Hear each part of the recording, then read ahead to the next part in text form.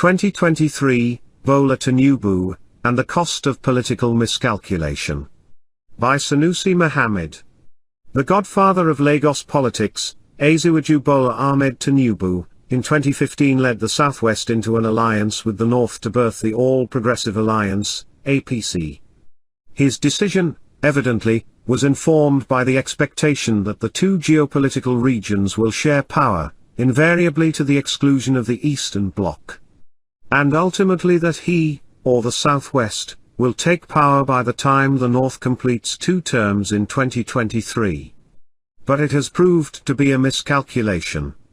Certainly, power play is about conspiracies and alliances. Tinubu is well within his right to do what he thought would best advance his political interest, and that of his region. However, in backing President Muhammadu Buhari, he cut his nose to spite his face. It may not have seemed obvious to many, but once Buhari took power in 2015, Tinubu's political career was in jeopardy. To navigate the presidency without bruises, the best Tinubu could have done was to retire from active politics and assume the role of an elder statesman. He did not, he stayed on, wanting to be president and pushing hard to remain at the center of political discourse. But power is jealous, and if there is any holder of the highest office in the land who would tolerate a co-president, it is not Buhari. Things are beginning to unravel, fast. Without Tinubu, and by extension the Southwest, Buhari could not have been president today. This is one fact that president's men who now dominate the political space and brook no opposition will hate to admit, but it remains true, regardless. But being essentially Buhari's kingmaker, it was political naivety to decide to hang around in the expectation that he would share power. The old Machiavellian advice is that politically. The consequence of that weakening is that it provided fertile ground for the emergence of hegemonic northern power. The imbalance so created is largely responsible for the crisis of Nigeria's national identity. One mistake many Nigerians, particularly in the South, make is the assumption that the country is already formed and settled as a secular state. It's not the case. There is the ever-present quest to define the country right, of course, from the 1804 jihad. Colonial rule put a stop to it, then in the post-war years, the Middle Belt soldiers who dominated the army acted as a wedge. Tinubu's alliance with Buhari has served to reenact that quest. Buhari is now, apparently, out to define the country. The Jagaban's political miscalculation could yet prove too costly.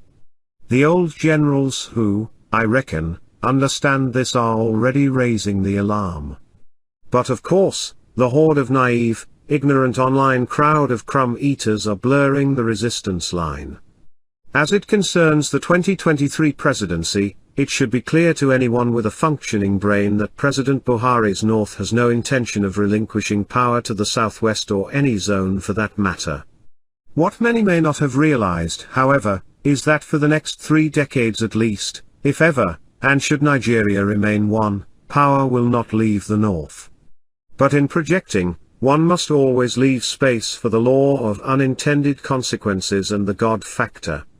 But given Buhari's antecedents, was there any grounds for the Southwest, particularly, to have given him benefit of the doubt in 2015? Absolutely none in my reckoning. However, it would appear that emotion rather than sound political calculation informed their support for Buhari in 2015. It was, perhaps, more to spite the East than love for Buhari. I had been amazed when, in the heat of the moment in 2015, before the election, the news editor of my then media platform branded a fellow reporter who didn't buy into the Buhari presidential project a bloody bastard who is following the Igbo people to betray Yoruba by supporting Jonathan. In the lead-up to the 2019 polls, I had on several occasions engaged my landlord, a backer of Buhari's second-term project who loves to discuss politics with me, on who between Atiku Abubakar and the president would make a better leader. My insistence was, of course, that Atiku would. After we exhausted all manner of issues he raised against the former vice president, he said finally that he would still back Buhari because Atiku was an Omo Igbo project and that after Buhari, Yoruba will take power, and after Yoruba, Hausa will take power again. According to him, we will be rotating it like that. Igbo people will never smell that place. I had more of pity for his ignorance. When in 2003, Buhari joined presidential race, he did so, apparently, to stop the then president, Olusegun Obasanjo.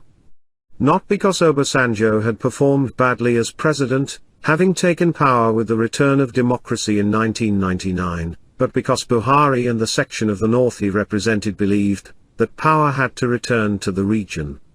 In settling for Obasanjo in 1998-99, the intention of the northern military class was for him to do 4 years as compensation for MKO Abiola. The Yoruba had become uncontrollably agitated, and hand power back to the north. But not long after Obasanjo took power, it became clear that he was never going to leave it for anybody. This realization led to agitations. Criticisms of the Obasanjo government was swift in the north, the climax of which was the Sharia crisis of 2000.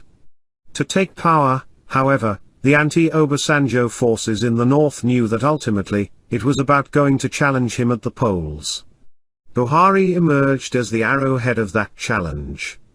And through speeches and actions that appealed to regional sentiments, he built a cult following that saw him win elections convincingly in the north right from 2003.